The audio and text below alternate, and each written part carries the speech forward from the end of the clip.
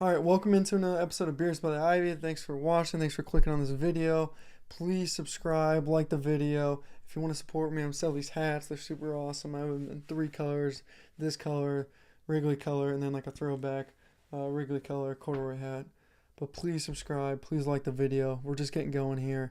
I started this podcast really to talk about a few subjects. One, the Cubs, obviously. Number two, the Masters. Three, college football and the NFL. Number four.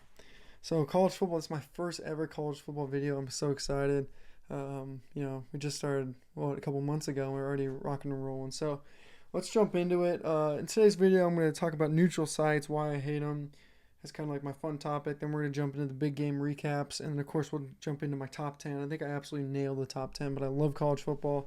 Grew up playing football. And, I love everything about it. Just in terms of neutral sites, yeah, I'm glad that we had some really good games. But I just wish that the games were at one of the campuses. College football to me is supposed to be about, the environment, the students, the campus feel, the lights, the sun, the band, the alumni, the tailgating, and you can feel it on the TV. You can just feel the environment, the emotion, the intensity, the pressure, the joy. And I just think when you put two college teams in an NFL stadium, you can just feel corporations and Ticketmaster. And I just don't like it. I just, every time I see that, I'm just like, oh my God, am I really going to sit and watch this game? That being said, I think the only games of the college football schedule that should be at a neutral site are the Final Four. And my favorite neutral site, of course, is the Rose Bowl because it feels like college. All right, let's kind of jump into the actual recap of the big games. I did want to start with USC versus LSU. USC won this game 27-20. USC's got a defense. I'm not going to say a good defense, but they at least have a defense. I mean, LSU's no jokes. Super athletes on the outside. Held them to 20 points. Not a bad effort by USC. USC's new quarterback looked pretty good. And welcome to the Big Ten USC. Welcome to the Big Ten USC. And this game reminded me of, man, my favorite football games on the planet are just big time college football. Big time plays across the board. You had receivers jumping over cornerbacks, making catches. You had O linemen pulling, going through the B gap, just knocking people over. You had quarterbacks touch passes.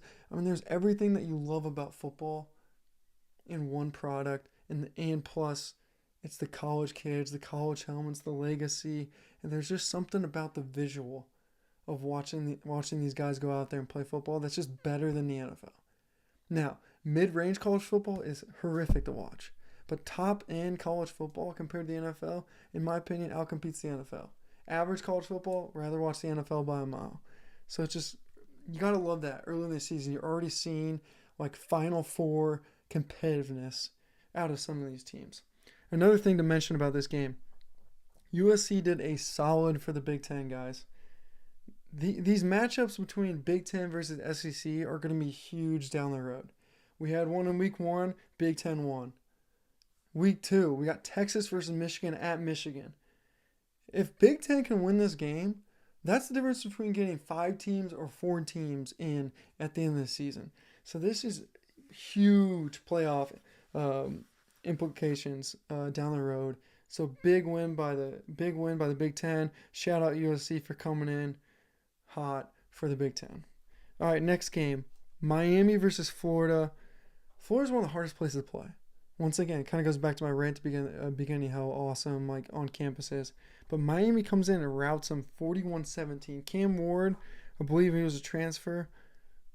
That dude can play. Miami is on their way to win the ACC after week 1 already. Florida State already lost. Clemson got their ass kicked. I believe Virginia Tech lost to Vanderbilt, if I'm not mistaken. So Miami is already the clear favorite in the ACC, which will essentially give them a first-round bye if they end up winning the ACC. But ACC from week 1 seems to be pretty weak.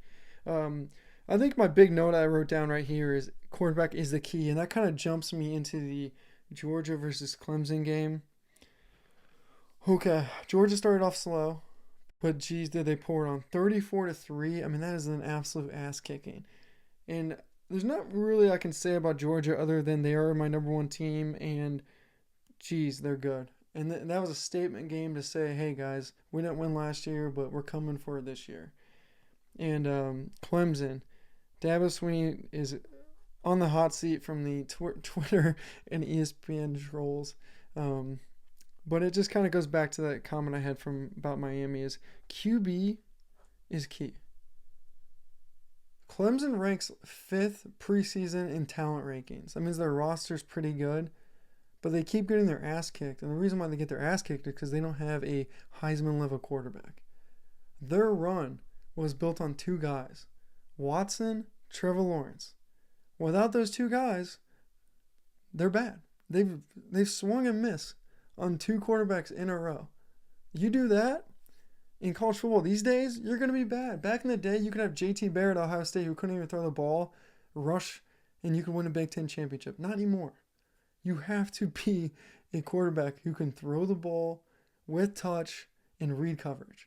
And if you don't have that, guess what? You're going to lose 34-3 against Clemson or against Georgia. Would Clemson have lost this game? Probably, but it wouldn't be 34-3 if they just had an average quarterback. Above average quarterback, I should say. Ay. All right, last big game, Notre Dame versus Texas A&M. Notre Dame goes in there to the 12th man, Texas A&M home stadium, and just put on a clinic. Old school Notre Dame football. I don't even like Notre Dame. I live in Indiana. I've never liked Notre Dame. But geez, the running game, the guards that were pulling, I was like, oh my God, give me the tape. Give me the tape on these freaking guards and tackles for Notre Dame. They're huge. They are powerful.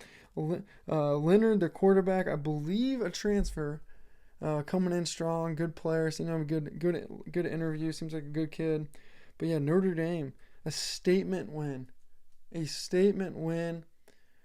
The tricky thing about Notre Dame's schedule is that even if they win out, which is probably not likely because they play USC and I think they play someone else who's pretty good, they'll never get a bye because they're not in a conference.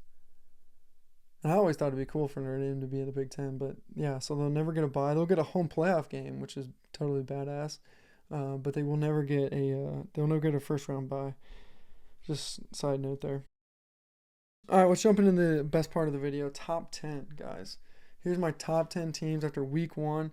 I do want to say that I put a lot of weight into a team that's willing to go on the road or play another big team in the first 3 weeks. That means something to me. And I feel like you should get rewarded for that. If you play Western Kentucky like Alabama always does, like that doesn't move the needle to me. And if someone else in your conference plays a Big Ten team and wins, then I think that should be rewarded in the rankings.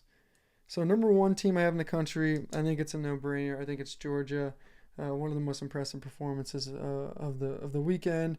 They looked very solid across the board, just talent, roster, incredible.